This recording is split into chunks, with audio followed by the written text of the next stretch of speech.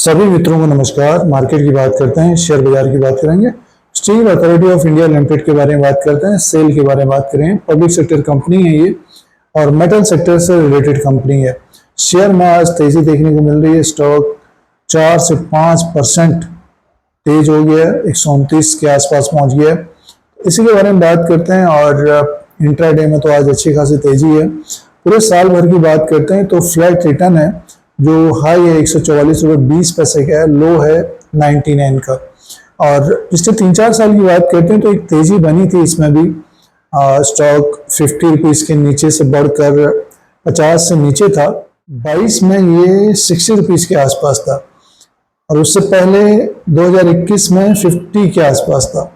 तो बढ़कर शेयर पहुंचा 170 में पहुंचा ये 3 मई 2024 को। और उसके बाद इसमें गिरावट रही है, 170 से गिरकर 99 रुपीज तक आया है। अब इसमें थोड़ी बहुत तेजी या फिर 100 के आसपास से बाइंग देखने को मिल रही है।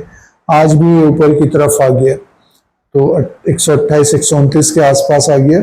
अब जो निवेशकों ने हाल फिलहाल में खरीदारी की है 120 के आसपास, तो स्टॉक ऊपर की तरफ है। आज इंट्राडे में ही आज 4 से 5% ऊपर की तरफ है। तो आगे की बात करते हैं, steel authority of India limited की बात करते हैं तो एक रेंज बनी है इसका शेयर में। पिछले कुछ शॉर्ट टर्म की बात करते हैं तो नीचे की तरफ 100, ऊपर की तरफ 136 140।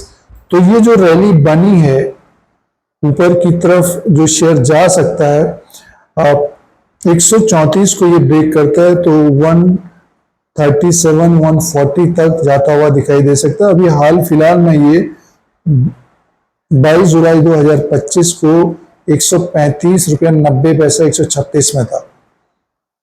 तो एक तेजी बन सकती है। और प्लस लेटेस्ट जो अपडेट है, कंपनी ने डिविडेंड का अनाउंसमेंट किया था 1 रुपया 60 पैसे का। और ये डिविडेंड का जो एक्स डेट होगा 9 सितंबर 2025। तो सितंबर के महीने में लाभांश भी मिलेगा निवेशकों को दोस्तों। तो एक फायदा ये रहेगा। और शेयर तेज होता है, जिन्होंने 115 120 में खरीदारी की है तो उनको फायदा देखने को मिलेगा। और आगे बाजार में रैली बनती है तो 140 को भी ये क्रॉस करता हुआ नजर आ सकता है। नतीजे आपने देखे होंगे इसके सेल के, प्रॉफिट में अप डाउन रहता है।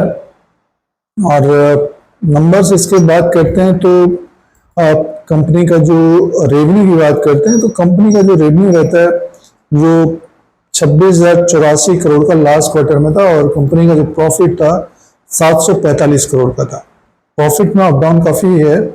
और मार्केट कैप 50,826 करोड़ का, फेस वैल्यू 10 रुपीज का, बुक वैल्यू पर शेयर 142 का है, डिविडेंड यील्ड है 1.30% का, ईपीएस है 7.35 का और पी रेशियो 16 का है।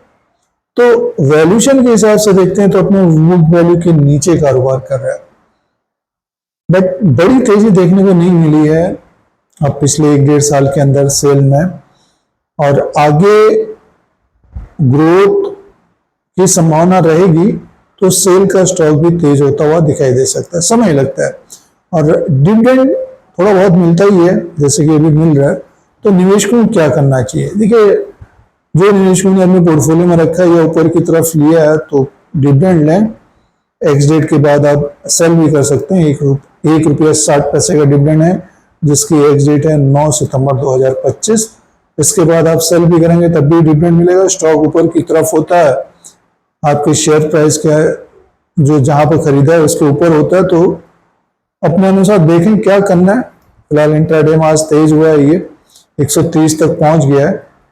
और प्रॉफिट बुकिंग आती है क्योंकि 3-4% में ही प्रॉफिट बुकिंग कर लेते हैं निवेशक। जिनके पास समय है तो स्टॉक में और तेजी की संभावना रहेगी। और मेटल सेक्टर में क्या है कि काफी वॉलेटाइल भी होते हैं, एक दिन तेज होते हैं, दूसरे दिन गिरावट भी देखने को मिलती है। थोड़ा बहुत समय देना पड़ता है दोस्तों, हर सेक्टर में इस तरह का देखने को मिलता है। तो सेल के बारे में जानकारी थी और जो अपडेट्स है डिविडेंड का उसके बारे में जानकारी थी और डेटा के हिसाब से रिव्यू था, एनालिसिस था। इस तरह की जानकारी के लिए Dheeraj Singh stocks bull beer को सब्सक्राइब करें, लाइक करें, शेयर करें, कमेंट करें।